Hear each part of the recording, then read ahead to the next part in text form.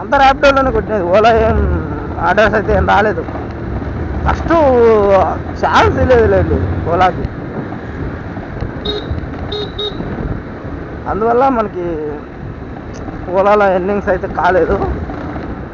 ఇప్పుడు మొత్తానికి మనం 600 కొట్టినాం, కానీ మొత్తం ర్యాపిడోలోనే.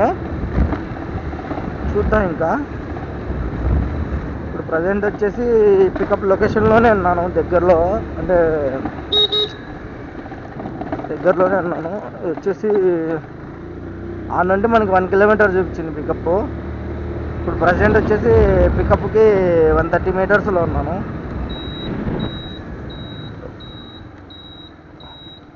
రైల్వే స్టేషన్ బుక్ చేసింది మీరేనా?